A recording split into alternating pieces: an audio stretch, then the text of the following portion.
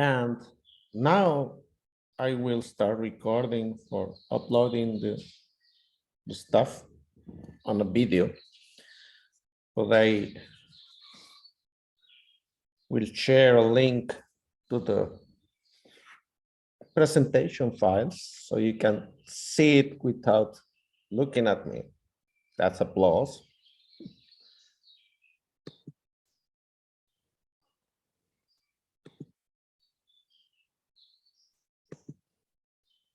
But now it's going to become more interesting.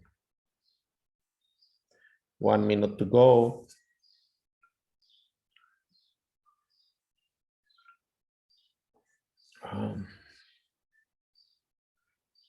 The birds are singing outside my house. Last night there was a fire like 6 miles from here.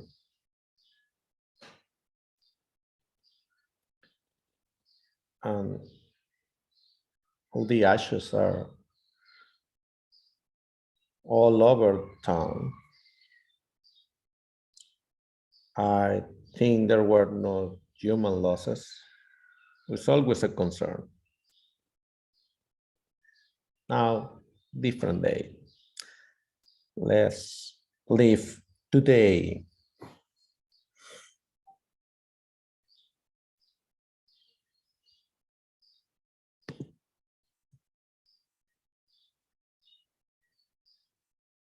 And I think the ones of you who attended the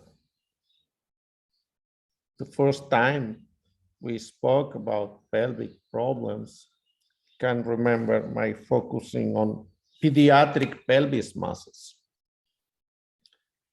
We can see pelvic masses even inside the uterus, inside the womb.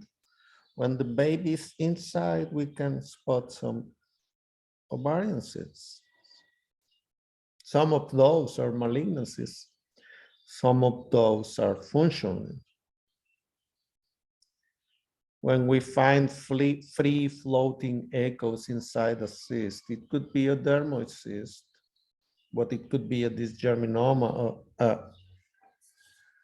pediatric gynecological cancer.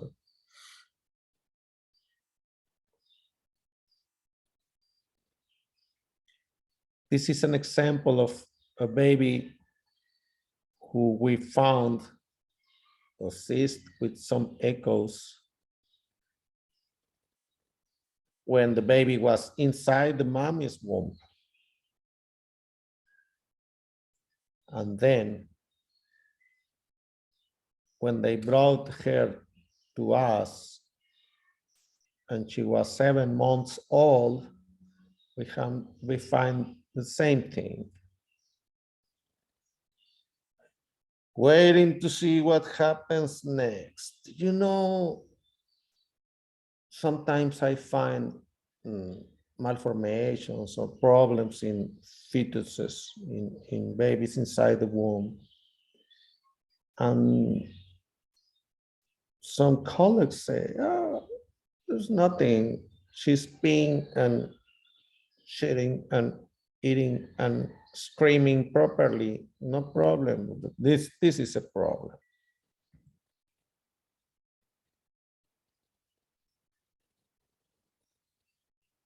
And can become that.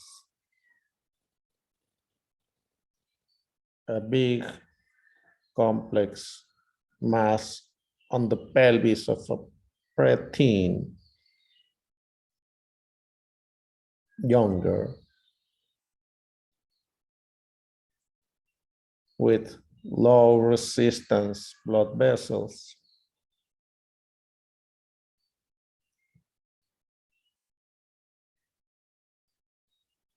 Inside the mass.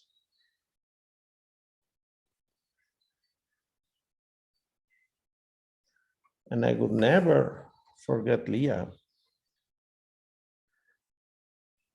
and her mom. They underwent a oophorectomy for ovarian cyst, which happened to be ovarian cancer or germ cells cancer. She was 18.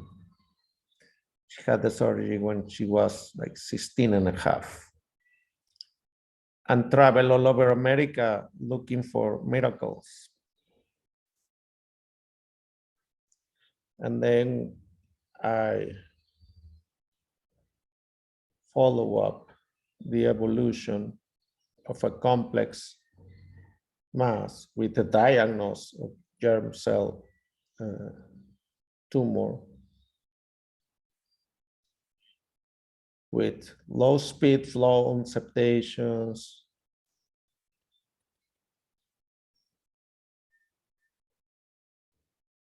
This is September the 1st.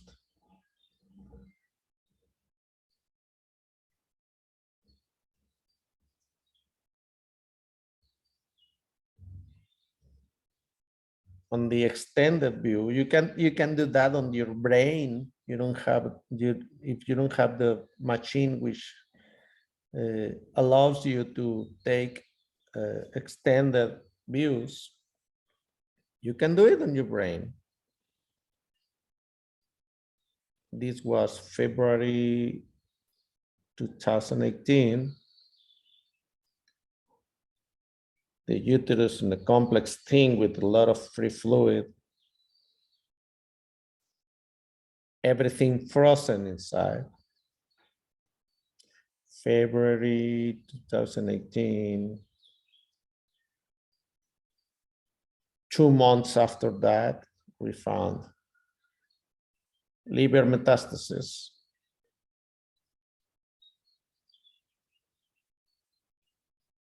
Subsplenic metastasis, free fluid. So when you first see something, make your best. You can make the difference. If you suggest malignancy, somebody will must or ought to, in my British accent, do something else than a simple oophorectomy.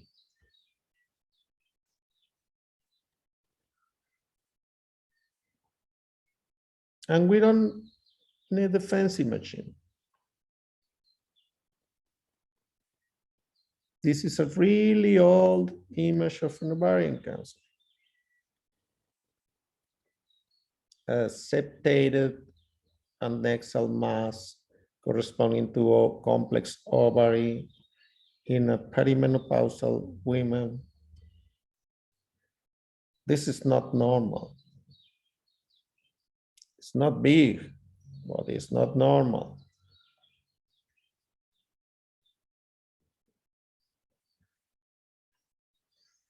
If you're 45 years old, you will not have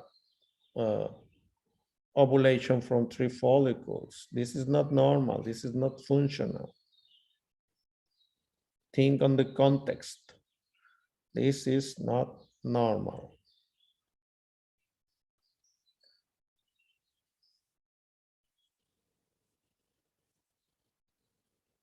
But sometimes we have to say, I don't have an idea of what's going on here. But something's wrong. Something's not normal.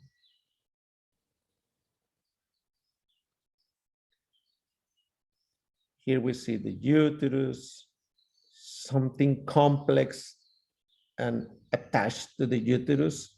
Believe me, when we press here, everything moves like a single body.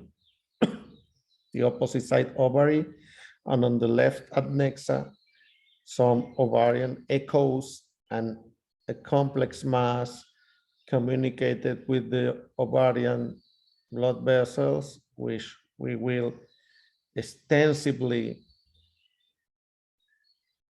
investigate and see from each angle and try to fill up the expectancy of the referral for us to give them a clue, some light of what's happening. The mass is attached to the uterus without blood vessels continuity. This is blood vessels on the mass. These are blood vessels on the uterus, no communication in between.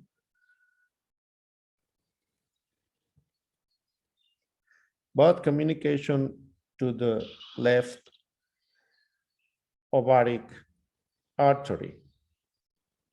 So this is some tumor on the left ovary. The kind of thing that makes us say, I don't know. Probably cancer, probably.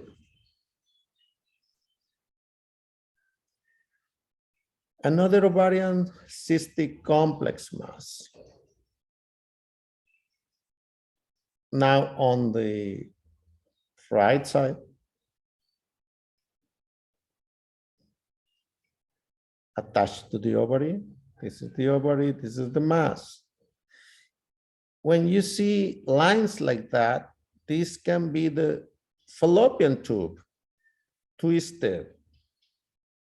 Usually is the fallopian tube twisted. Very frequently after a tubal ligation.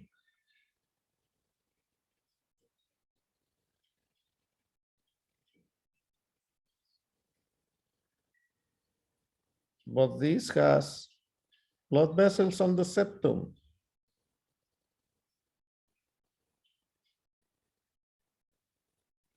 This is not endometriosis. This is ovaric with blood vessel on the septum. This is a tumor, complex, cystic. Cystic does not mean benign, not necessarily.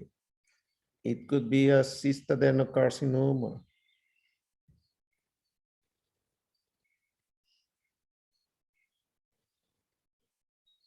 More of the same.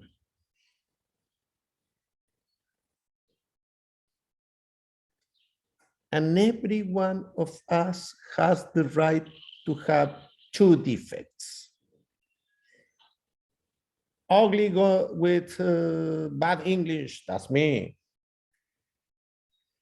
Put yourself your label. This is fibroid, bullous, ovarian mass.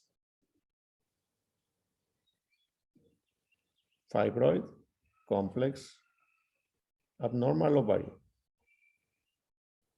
Low resistant blood flow. Connected to the right ovaric artery. Meaning left. Left abnormal ovary. Abnormal things after hysterectomy. Sometimes we leave alone the ovary because we don't want the lady to become suddenly menopausal. But there's an abnormality, a cyst, or remnant tube twisted. Who knows until we do a laparoscopy. But something is not right.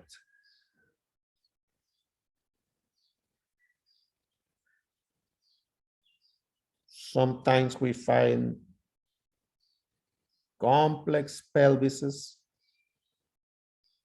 and masses. This is the right ovary, this is the left ovary, there's a bunch of free fluid. Left ovary,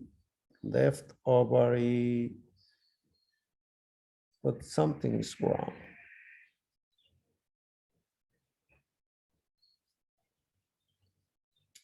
She's not pregnant. This is not an ectopic pregnancy. It's not impossible to have an ectopic pregnancy without a positive pregnancy test, but not very common.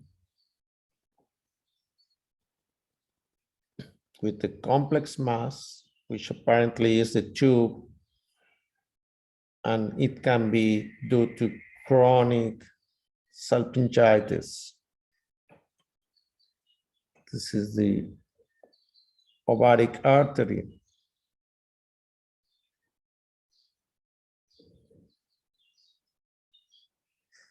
And cystic-like things that are not gynecological, but sometimes are found by somebody else and refer as a cyst. Here we can see a cystic thing behind the bladder. This is one of the iliac blood vessels. This is the bladder, and this is the cyst. Notice that.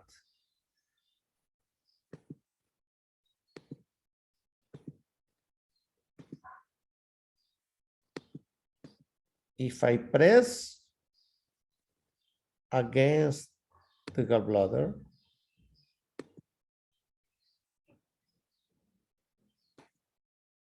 I have flow.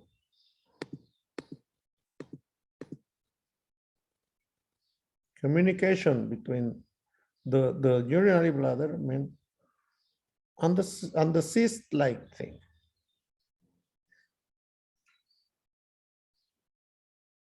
This is a bladder diverticular disease, an abnormality of the urinary bladder. Not gynecological, urinary tract.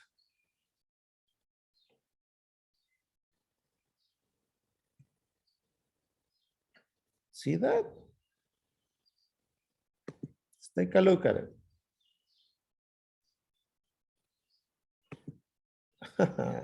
Nice.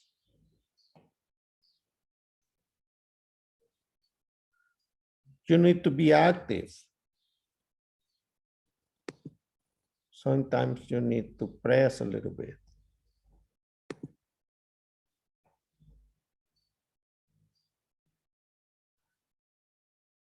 More about the great mimicker, endometriosis.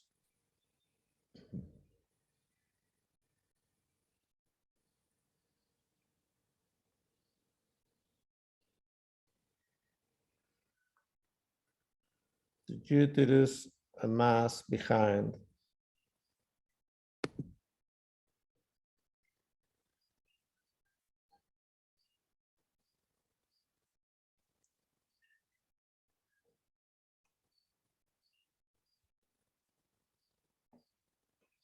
Oh yes, the uterus is something by the side of the uterus and behind.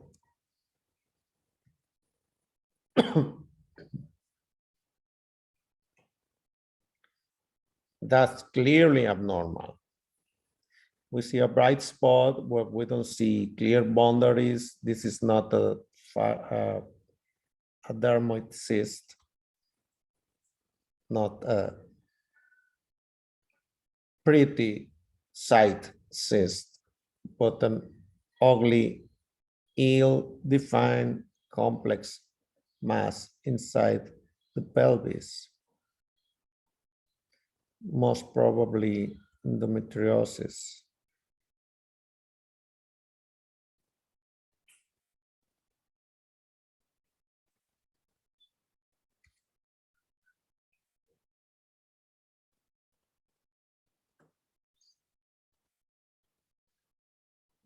Complex. All the gray scale is inside here.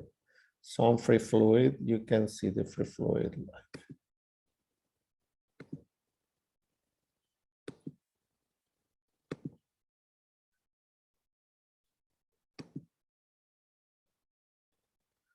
In the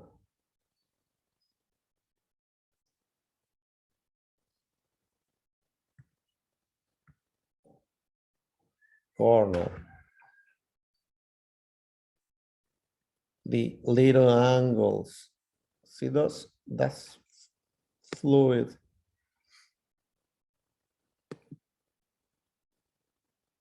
Between the intestine and the peritoneal wall and the mass.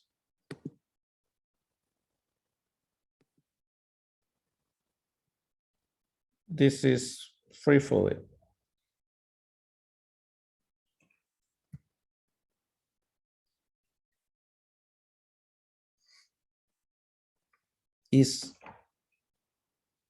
It has no blood vessels, no inside, no vascular changes inside, but surrounding it. It's a complex mass, not a tumor, but endometriosis. Now, what when we find a thick endometrium? Thickening of the endometrium can be due to hormonal changes, the endometrial cycle, depending on the menstrual ovarian cycle, hyperplasia, polyps, submucous fibroids, endometrial cancer. There is thick endometrium, like 11, 12 millimeters wide.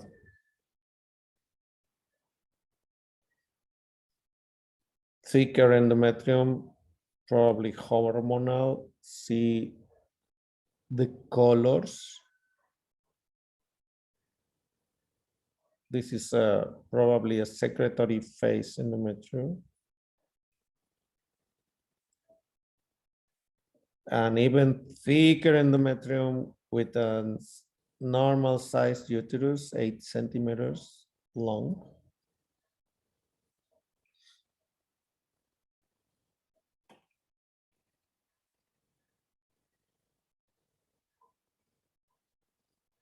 Another variation of thick endometrium, normal sized uterus, a functioning ovary behind with the dominant follicle or whatever this is. This looks like functional. It's not a cyst, no echoes inside, mildly echoing.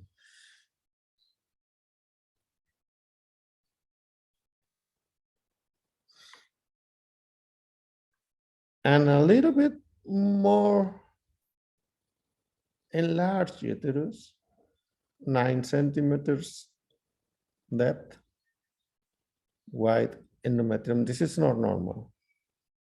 This usually belongs to hyperplasia.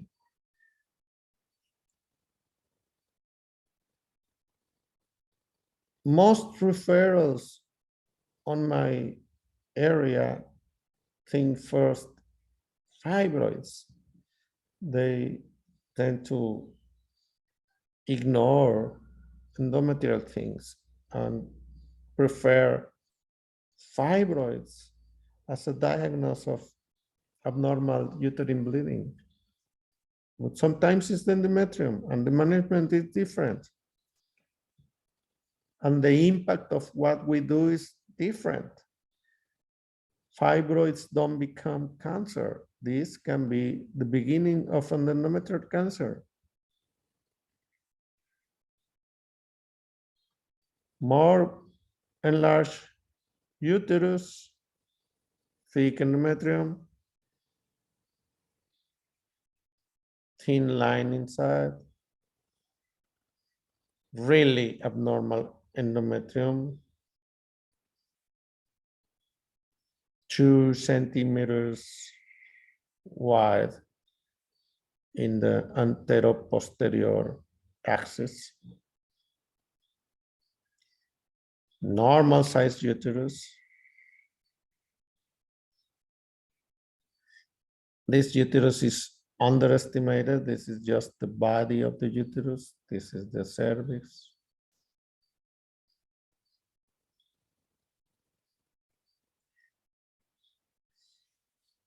And if we don't pay enough attention, we can miss this. The endometrium doesn't start here, from here to there, but from here to there. Look at the screen. Muscle, endometrium, all the width between this and this mark is endometrial thickening. Complex, thick endometrium and enlarged uterus. She needs an endometrial biopsy.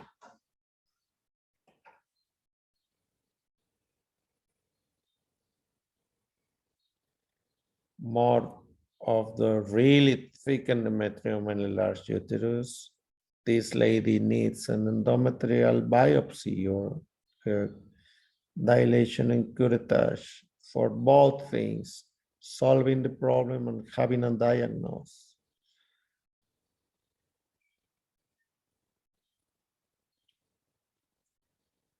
And most of the instance of these patients, they are referred because abnormal bleeding.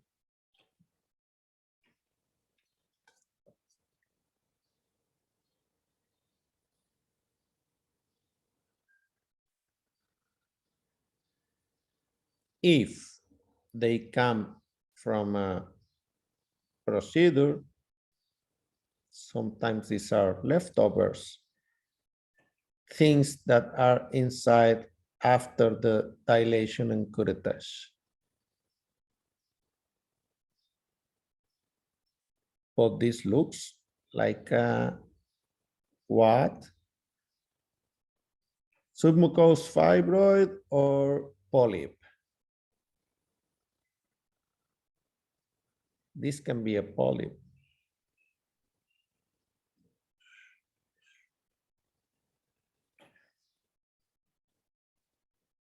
And either with a procedure like a sonohystero,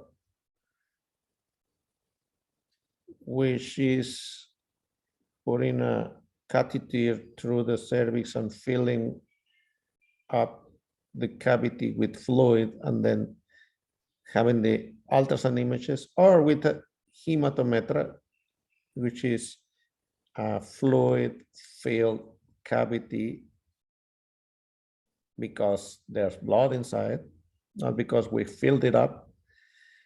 We can clearly see a polyp. This is a polyp. May I introduce you, Mr. Polyp, our friends in Ghana? Nice to meet you.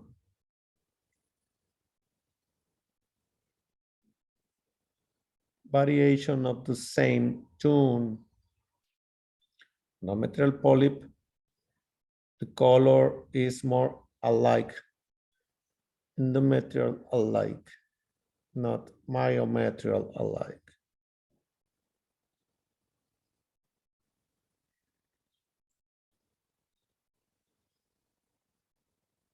And compared with this, which is a submucous fibroid, the color is more myometrial alike. Not the same thing. Endometrial alike, myometrial alike.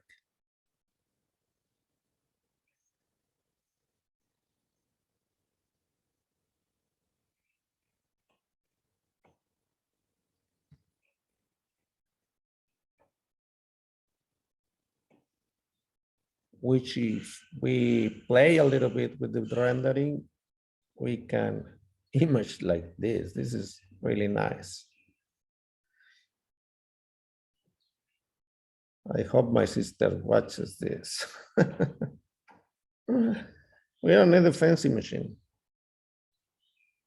We need to be patient, skilled, and pay attention to what we are dealing with, the person and the details, which allows us to be of any help.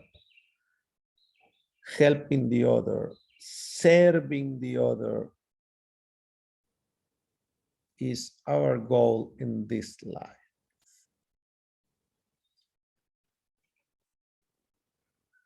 Nice images of submucous fibroid.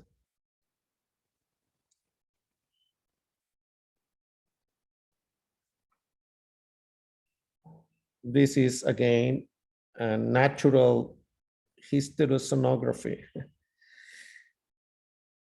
The hematometra with the complex echoes and synechia, intrauterine adherential tissue between one wall and the other, and the submucous mass. Cannot tell if a submucous fibroid or a polyp. It looks like a polyp with the color of the fibroid. So there's exceptions of all rule, and that one I mentioned was not a rule, was just one of a few clues to approach to the diagnosis.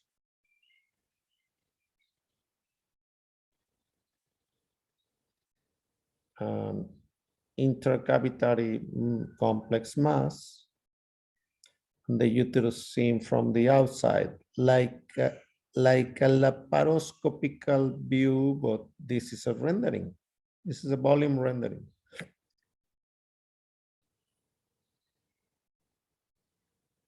But we don't need the fancy machine. Sorry, Maria Elena, we don't need that machine. We can do that with the old dinosaur. Submucous mass, myometrial alike, inside the endometrial cavity, and the vaginal examination. Oh yes, we had an endovaginal probe for that machine. And we see a 2 to 3 centimeters wide mass inside the endometrial cavity.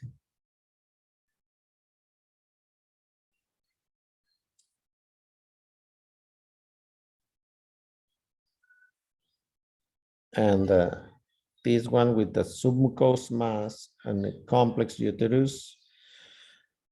What is probably this? An adenomyosis.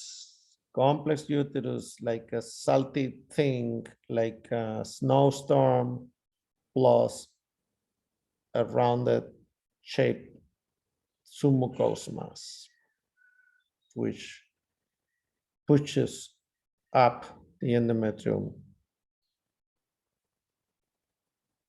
In a normal sized uterus,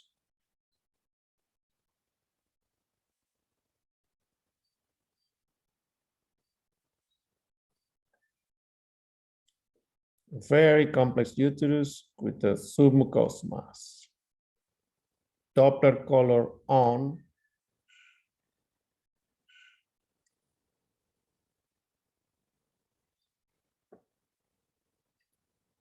Another submucous mass in a patient with abnormal bleeding.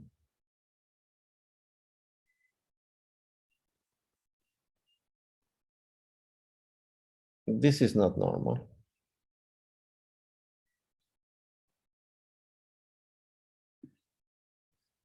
This is not normal. Polyp-like, wider, brighter, up on the grayscale. Not myometrial alike, but endometrial alike.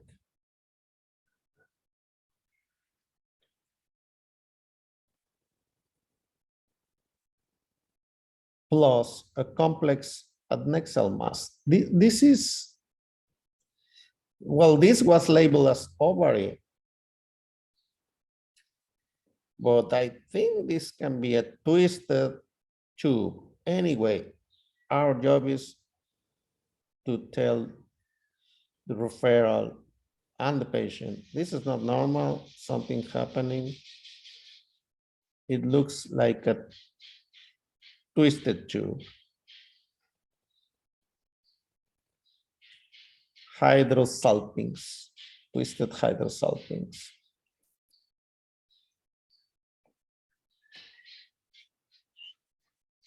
This one, probably a polyp,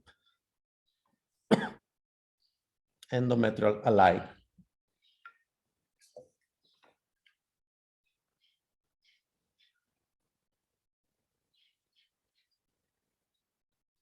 This one, who knows? A polyp because of the shape, submucous fibroid because of the color.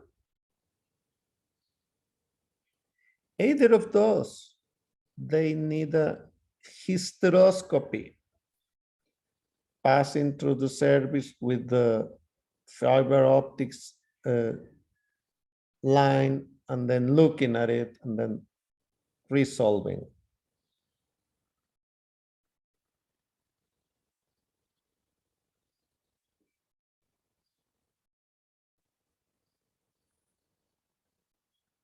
But this patient had a prescription of estrogens, and this happened. Slightly bigger mass. This is the same patient a year after, referred by the second time, with no solution of the abnormal bleeding, same submucous mass, but bigger. 1.7 centimeters wide, 6 millimeters wide, more abnormal. Clear, not that clear. Same patient.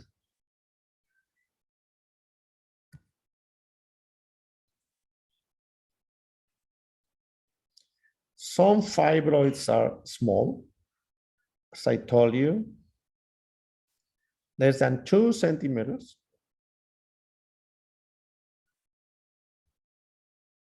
Some are big, not fancy machine, enough to see. Most fibroids, this is bigger than 4 centimeters, 8 centimeters width. Subserose, they make the people, the uterus to look pumping from the outside.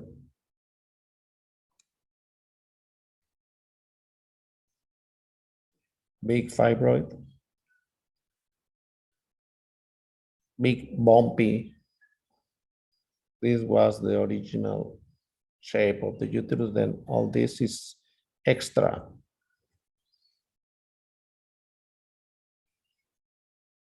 Fibroid, endometrium, 2 problems. Hello, 2 problems. Ugly and nasty, 2 problems.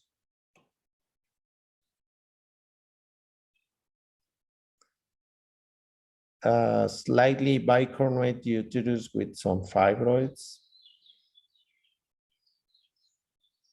See, the arrows are pointing to the bicornuate shaped endometrial lining.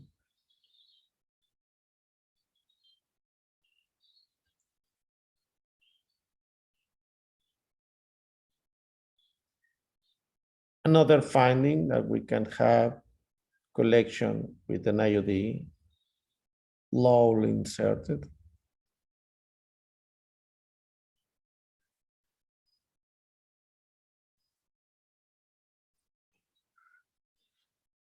And those unusually shaped uterus are a problem whenever we have to do a blind intervention of those, because to perform evacuation of a bicurrent uterus is not always successful.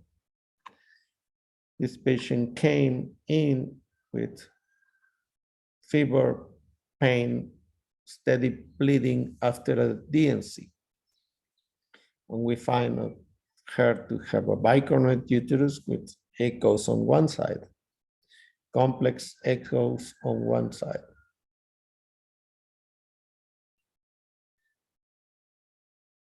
This is the endometrium on the clean side, let's call it that, and this is complex echoes in the endometrial cavity on the opposite side.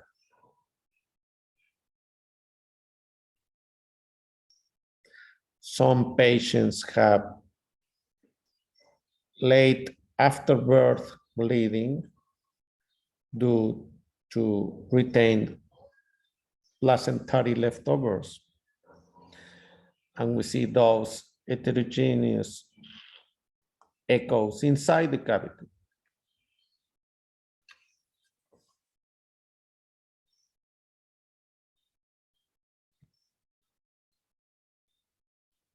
The so-called abnormal bleeding after taking emergency pill.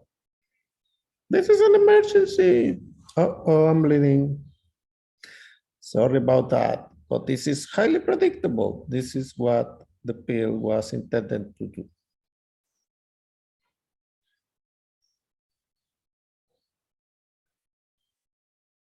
Decision consequence. Now solve it, doctor. We can have bleeding after miscarriage due to some leftovers inside. We have to evaluate how much in order to decide what's next.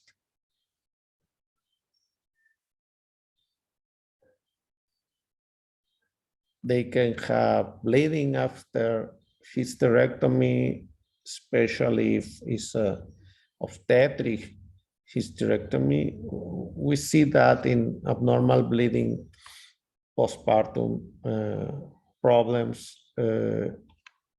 Usually the patient is overweighted with preeclampsia, sometimes severe preeclampsia, with some kind of abnormal placentation.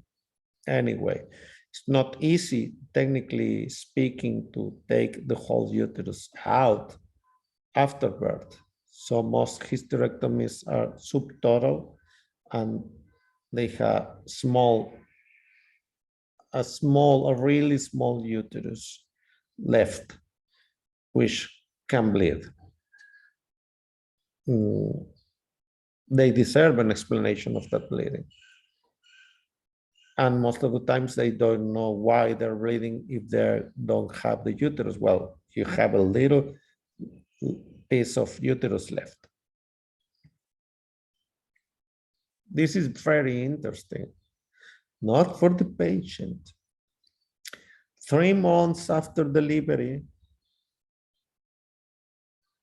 on slightly bicurrent uterus, we find this. No material lining towards the right side uterus horn, and something complex on the left side.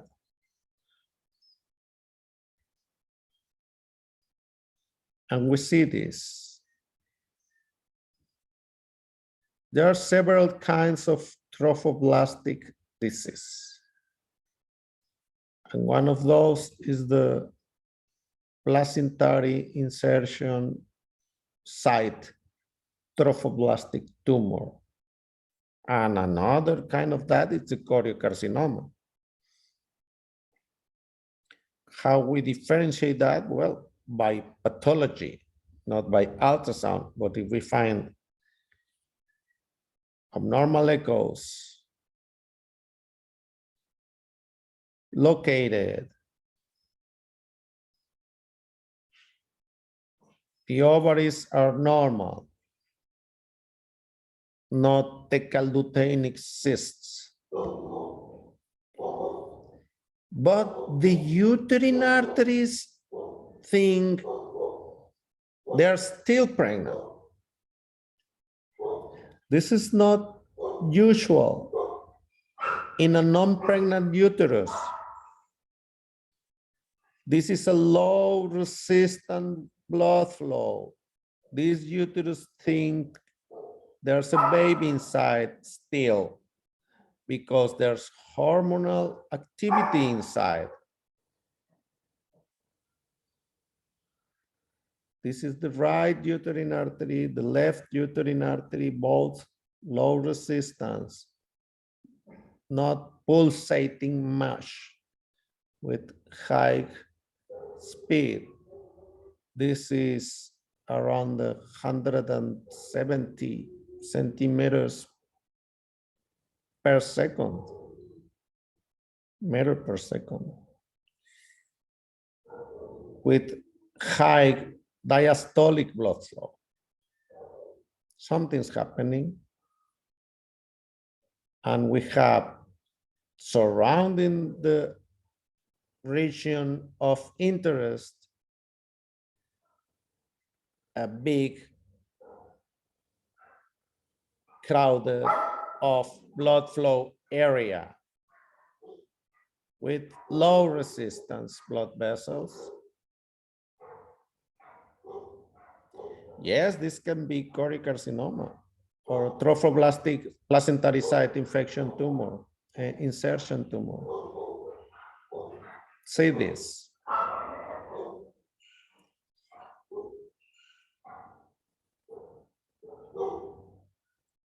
This is surrounding the area we marked on the first images.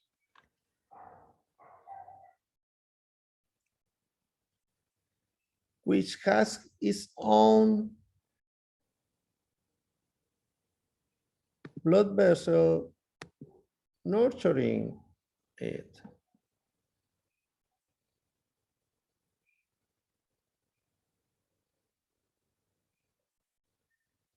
Low resistance thing.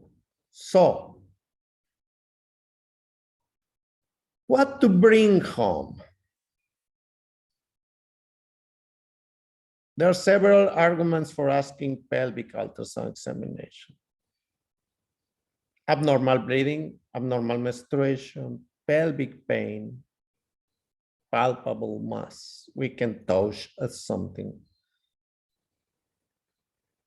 The causes of pain, usually the most usual cause of getting to the office is irritable bowel that they think is an ovary messing. It's not almost, well, not always the ovary, but take a look at it. You can have surprises. Causes of bleeding, IUD, endometrial bleeding, fibroid, the day after pill, the ismocele, that small collection on the space of the defect of a C-section scar, and a mass which is not a mass or a fibroid.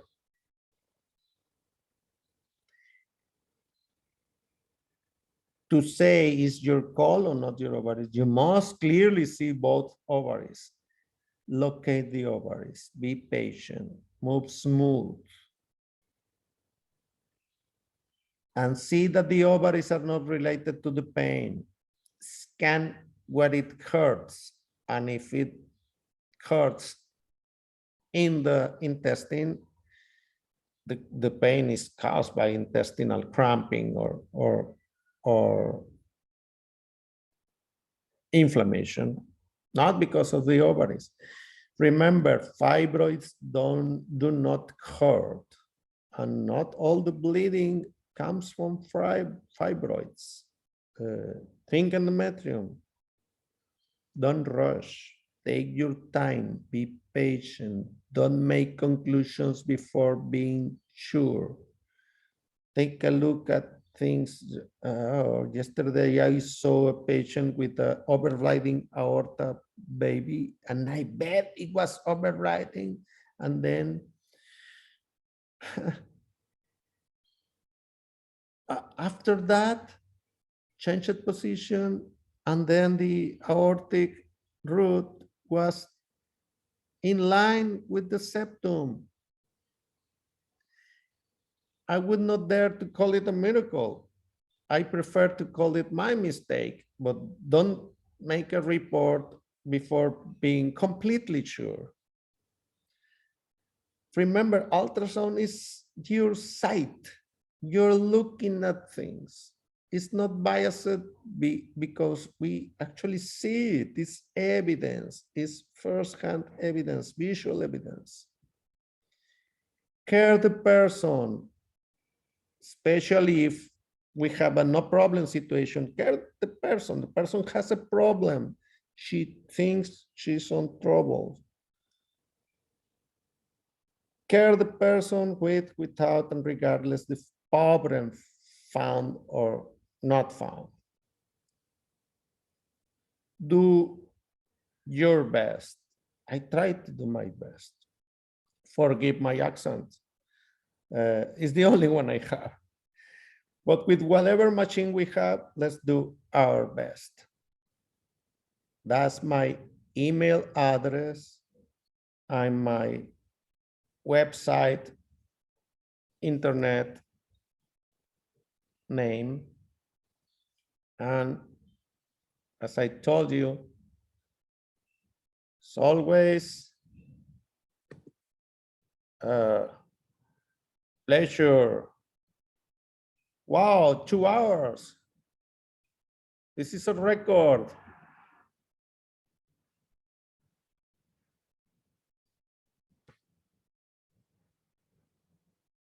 Want more?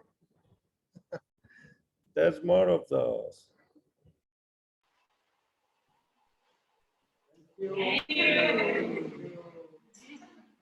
Hey, great looking. Did you enjoy? Thank you, thank you, thank you. As my grandson says. Thank you, Pedro. You're so kind. Hey, you look better. Fully recovered. Yeah. Keep I'm away, taking it easy. keep away from mosquitoes. Yeah.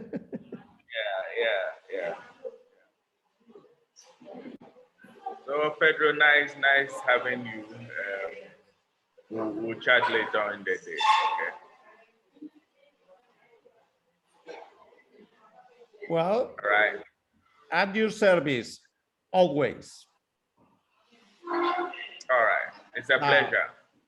Coffee time. And I will upload all the stuff and share it with the people. Okay. All right. Take care. All right. You too, Pedro. Thanks. Blessings.